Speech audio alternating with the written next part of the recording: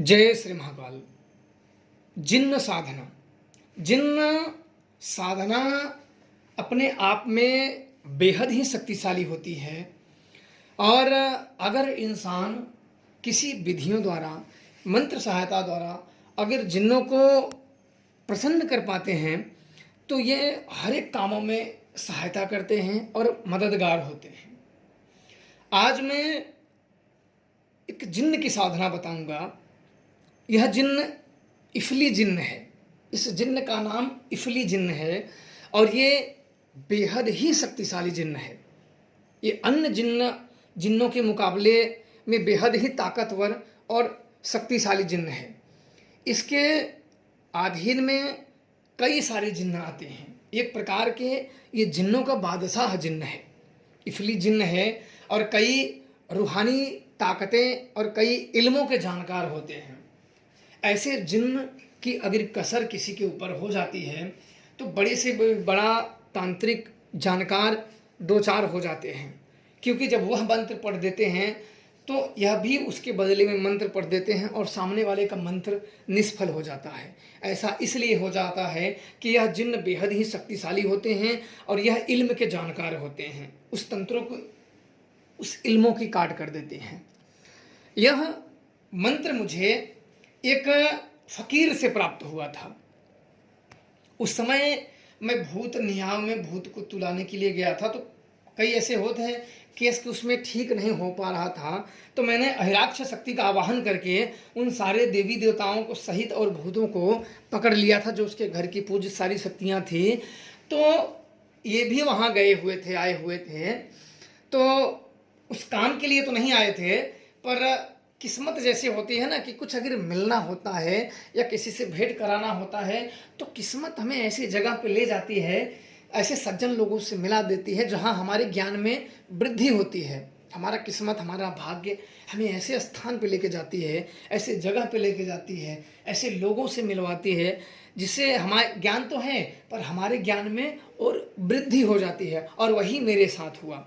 उन्होंने देखा और फिर देखने के बाद उन्होंने कहा कि बच्चा तूने जो काम किया है, एक असंभव वाला कार्य किया।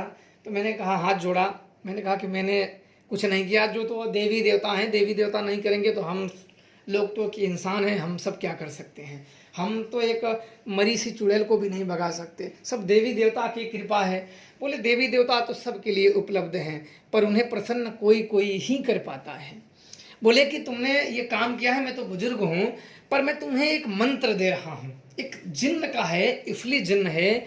ये मेरे जीवन में सारे कार्यों को किया है पर मैं ये तुम्हें दे रहा हूँ। तुम इतने कम उम्र में इतने लोगों का भला सोचते हो तो शायद तुम्हारे कामों में ये मदद कर पाए।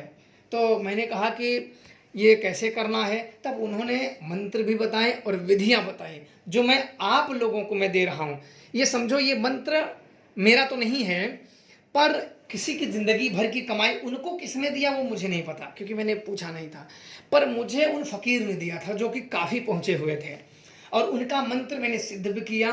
तो एक बार की बात है, जब मैंने सिद्ध करके 41 दिन की एक क्रिया होती है।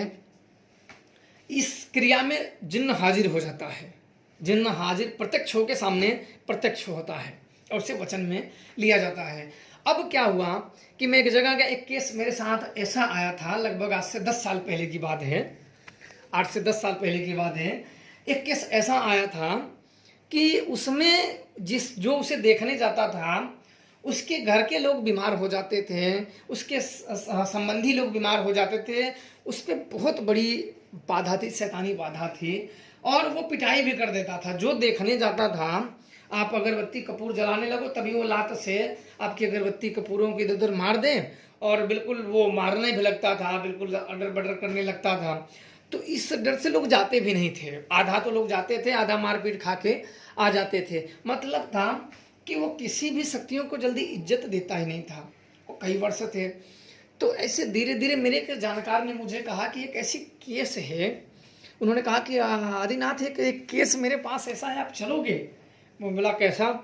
तो बोले कि वो ऐसा केस है, उसके ऊपर वो सवारी आती है और उसको जो देखता है या तो वो बीमार हो जाता है, वो खेलने लगता है उसके, या घर परिवार के या कोई अन्य उससे जुड़े लोग परेशान हो जाते हैं, या तो उस जानकार का ही रोड एक्सीडेंट हो जाता है, हाथ पैर टूट जाते हैं या मृत्यु भी हो जाती है।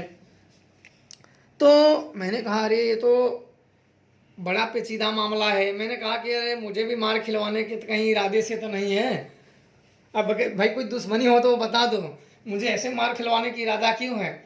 बोले नहीं, आप अगर एक बार देख लेते तो कुछ अच्छा न होता।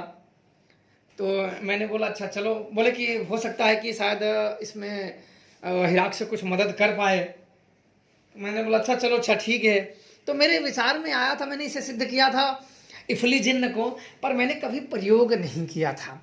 तो मेरे मन में इसे सुना तो मैं सोचा कि अच्छा इसका मैं प्रयोग करता हूँ, जाके पहले ही प्रयोग करता हूँ, लात खाने से पहले कहीं पता नहीं वो हमें भी पीट पाट दे। पर इतना था कि ये शक्तियाँ कभी भी ऐसी, कोई भी ऐसा भूत में किसी भी शक्ति में इतनी पावर नहीं है कि छू ले।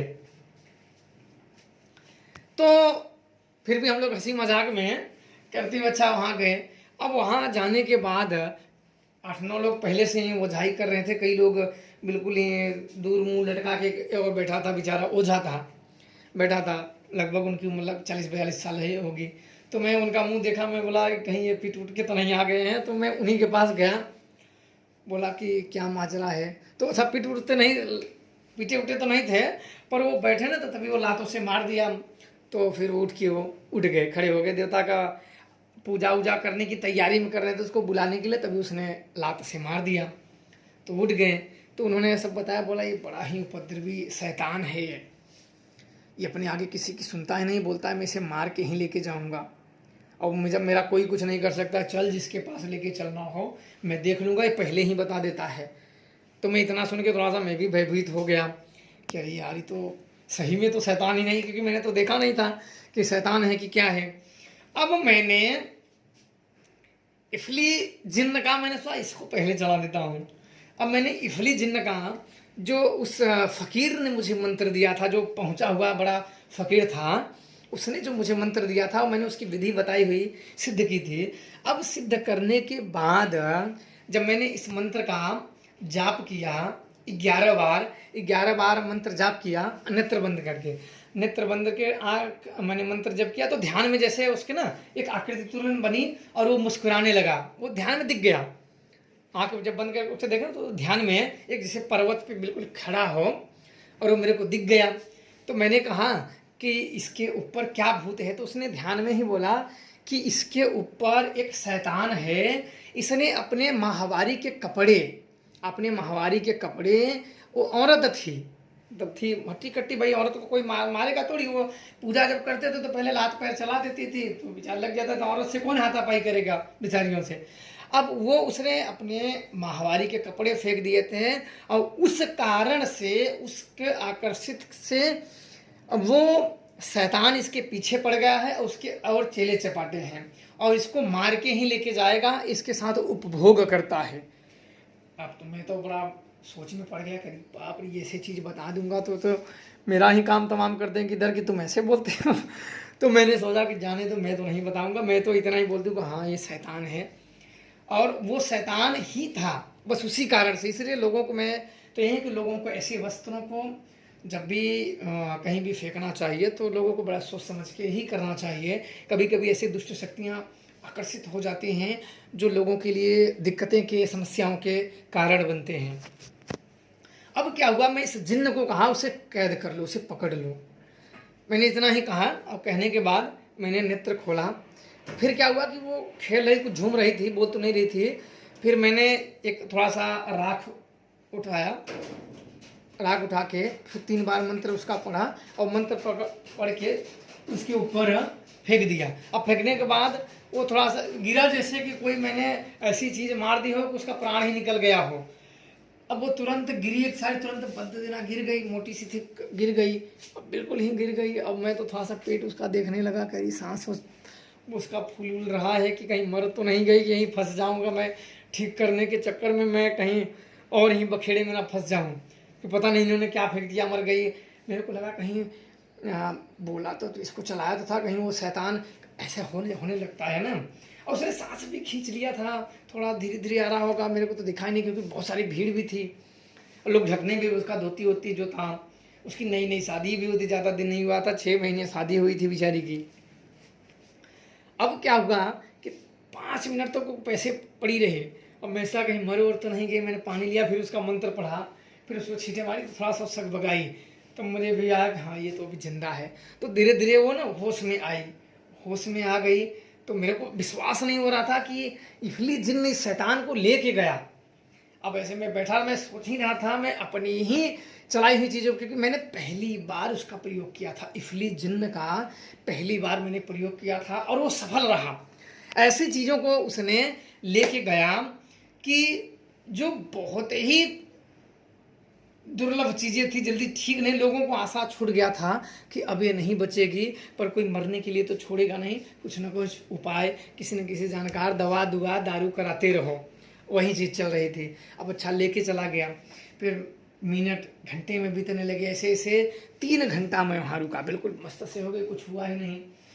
तो हम लोग जो था वहाँ से चले आए, फिर 1 दिन बीता, 2 दिन बीता, 1 हफ्ता बीता, फिर उन्होंने पूजा लेके आए, मैंने इफली जिन्न का जो पूजा बनता था मैंने उनसे लिया और फिर से दिया, फिर से धीरे धीरे बीतने लगे। आज तक उसके जीवन में वो नहीं आया, बाद में मैंने उस शैतान को दान मार दिया था, इसी इफली जिन्न की सहायता से मैंने उसको दान मार दिया था, और वो आज तक वो ठीक है, उसका पीछा मैंने सदा सदा के लिए छुड़ा दिया। तो ये जिन्न जो होते हैं, कुछ जिन्न ऐसे होते हैं जो बेहद ही शक्तिशाली होते हैं, बस से प्रसन्न कर पाओ। इसका मंत्र आप लोग ध्यान से सुन लीजिए और लिख लीजिए। अल्लाह बिस्मिल्लाह पीर पैगंबर सुलेमान की आन, अल्लाह बिस्मिल्लाह पीर पैगंबर सुलेमान की आन, इफली जिन्न हाजिर हो कर, अल्लाह बिस्मिल्लाह पीर पैगंबर सुलेमान की आन, इफली जिन्न हाजिर हो कर। इसके आगे मैं यहाँ, क्योंकि यह मंत्र मेरा जागृत मंत्र है और सिद्ध मंत्र है, इसलिए मैं आप लोगों को यहाँ आधा ही बताऊंगा, और विधि आप सुन लीजिए। इसका गुरुवार से मंत्र इसका जप करना है, और गुरुवार से मंत्र रात 10 बजे से शुरू करनी है। 41 दिन की क्रिया है, 5 माला मंत्रों का जप करना है। भोग में सफ़ेद बर्फी और शराब रखें, और लोहवान की धुनी दें, और बतासे रखें। अगर किसी कारण कोई शराब वाली ना करें तो सफ़ेद बर्फी और छोटे बतासे भोग में उसे रखें। 41 दिन में ये सिद्ध हो जाएगा, और जब साधना काल में प्रत्यक्ष हो जाए तो उससे वचन मांग लें। ये साधना काल में प्रकट होता है, ये प्रत्यक्ष आता है, यह जिन्न इफली जिन्न प्रत्यक्ष आता है, और जब प्रत्यक्ष आ जाए तो वचन में बांध ले। मंत्र में इसलिए कम बता रहा हूँ, मंत्र में उन्हीं दे दूंगा ऐसी बात नहीं है, पर यहाँ देना उचित नहीं है। उसके 2 कारण हैं। पहला जो सबसे मुख्य कारण है, मंत्र सिद्ध है, और सिद्ध मंत्रों को कई ऐसे मंत्र होते हैं जिसको बोला भी जा सकता है, कई ऐसे मंत्र होते हैं जिसको पूरी तरीके से नहीं बताया जा सकता, समाज में उसे ओपन नहीं किया जा सकता। और दूसरा कारण है कि कई ऐसे चोर हैं जो अपने आप को तांत्रिक घोषित कर देते हैं, और दूसरों का मंत्र चुरा चुरा के वो अपना बना के डालते हैं। ऐसी कई चीज़ें होती हैं। कई लोगों ने शिकायत की कि माता काली का भी, हनुमान जी का भी, अन्य कई लोग चुरा चुरा के मंत्र क्या करते हैं, उसमें कुछ कई जगह पे जैसे माता काली का आप लोगों को दिया, काली काली महाशमशान काली जो मंत्र मुख्य है, उसके साथ क्या करते हैं, क्रीम क्रीम काली काली महाशमशान काली। तो ये चोर लोगों की कमी नहीं है, कभी भी जिंदगी में मंत्रों के साथ छेड़छाड़ नहीं करना चाहिए। अगर कोई भी मंत्रों के साथ छेड़छाड़ करोगे तो मंत्र सिद्ध नहीं होते हैं। पर चोर लोगों को नहीं समझ में आता है, वो क्या करते हैं, दूसरों का मंत्र चुरा के वो गुप्त तरीके से अपने शिष्यों को दे देते हैं, और उनसे बोल देते हैं कि इसका जिक्र मत करना। अब बेचारा वो तो, उसको क्या पता है कि इसने जो दे रहा है ये तो खुद ही चोर है, ये तो खुद ही उसका मंत्र दूसरों का चोरी करके। तो ये 2 बड़े कारण होते हैं, क्योंकि ऐसे जिन्न, ऐसी शक्तियाँ, ऐसे शाही जिन्न गलत लोगों के हाथ नहीं जाने चाहिए, अन्यथा उसको सज्जन लोगों का ही दुख उठाना पड़ता है। हम इंसान ही हैं, अगर किसी को पूरी तरीके से बता भी दिया जाए तो हम इंसान ही सिद्ध करेंगे, हम इंसान को ही प्रयोग उसका खामियाजा भुगतना पड़ेगा। इसलिए सज्जन व्यक्ति को देने में कोई दिक्कत वाली बात नहीं है। पर कुछ ऐसे होते हैं ना कि अपने नाम का ही ठप्पा लगा के हाँ ये तो मेरा है, इसको फिर उसका भी शुरू कर देते हैं। इसलिए इस 2 कारणों की वजह से मैं नहीं दे रहा हूँ। बाकी सिखा दूंगा, व्हाट्सएप में मैं मंत्रों को दे दूंगा और सदैव इस मंत्रों को गुप्त ही रखना और करोगे और इस जिन्न से सदैव अच्छे ही कार्य करना, नेक कार्य करना और पूजा भी देना ना भूलना। जय श्री महाकाल।